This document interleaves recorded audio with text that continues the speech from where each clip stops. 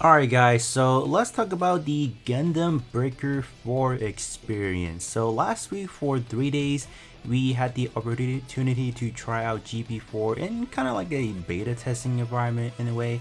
For starters, the testing was only available on PlayStation and Nintendo Switch, so everyone that's waiting to play on PC unfortunately gotta wait until the launch. I was one of them, but I did have the option to try it out on both, so that's that definitely worked in my benefit.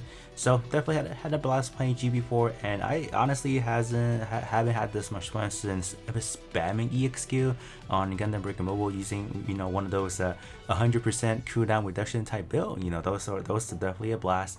So what did I actually do during those 3 days? So the first session I think was like right when it launched. I did like a 3 hours long stream, so pretty much what you guys are watching right now, the footage are from that stream. So definitely do shout out to those that came on stream. That it was definitely pretty lit. I definitely say that.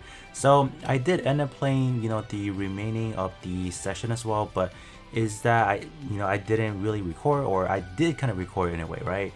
I wasn't home, so I didn't have my normal setup that I would have had.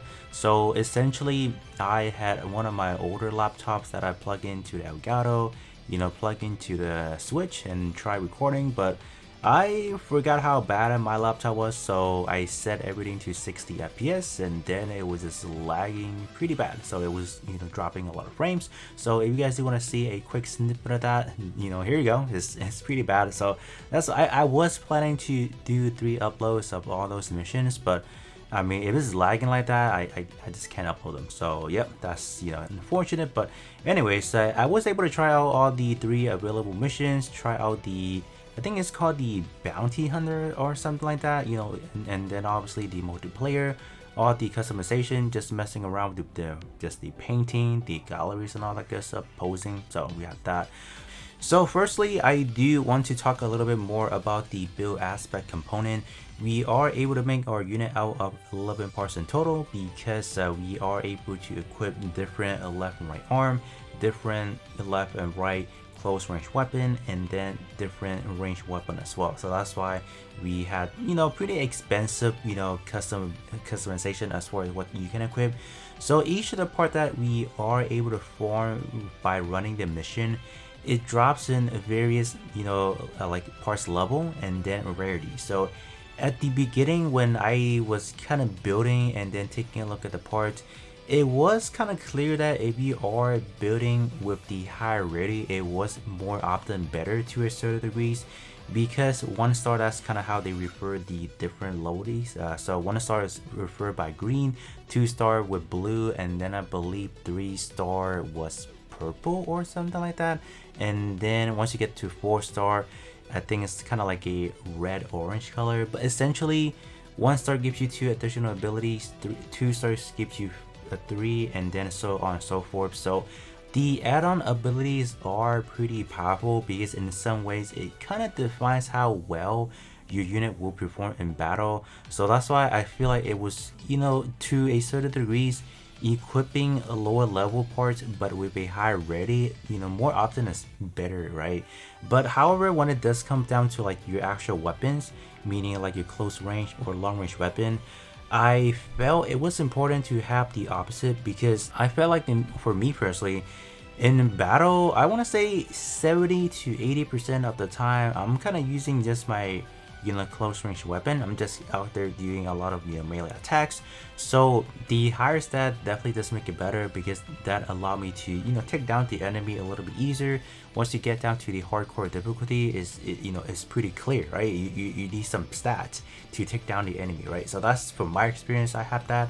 And there's obviously the EX skills and then the OP skill, which is just the option skills that you can equip on as well. So obviously for those, it depends on what kind of part you guys equip, then you have access to either the EX skill or the OP skills.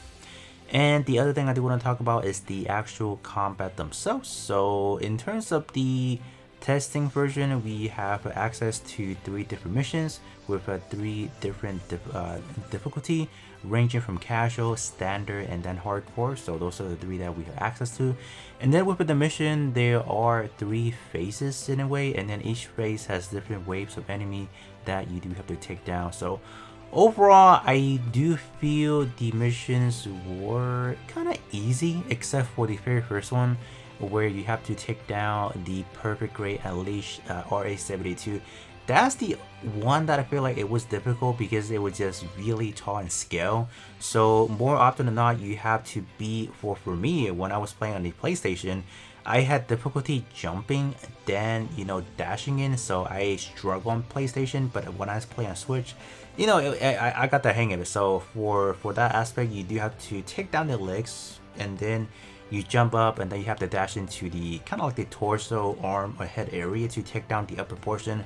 So for me, that took the longest. But the mission 2 and mission 3, it's pretty easy. I'll have to say it's not anything too difficult. But I think overall, because of the fact that we were playing those 3 missions repetitively, it could seem boring. But the other way I'm looking at it, I'm constantly forming different parts, or I'm constantly forming better stats overall, and then I'm looking at the score that I'm getting. So each time I'm doing better. So for me, that was kind of like keeping my excitement going. So that's obviously pretty cool. And I enjoy trying out different combos, because if you guys did play, we are able to obviously equip different class of ranged weapons. So you have your saber, you have your axe. So when you equip those 2 different class, for example, of different range, close range weapon, you can get better combos. So as you are inputting your melee combos, you might have to input a little bit differently to get a certain combo. So in that aspect, you have a little bit of a learning curve as well. So to me, that was definitely a good experience itself. But I do want to quickly point about the gameplay itself. I do feel like they need a little bit of a polishing, especially on the camera angle, especially when you are facing like a large group of enemy. It kind of feels janky, where the camera angles is just not as as fluid as it should be. But I feel like with a lot of feedback that we are giving them, it should be better as time goes on. And I did also try on a stream, right? I did kind of like the multiplayer. I think a lot of people were complaining there were some sort of connection error in a way, but I think that one time I tried on a stream, I didn't experience any lags, or there's no connection issue. So I think again, because I only played one multiplayer match, so I didn't really get the full kind of like the exposure to potential issues. But overall, it was good.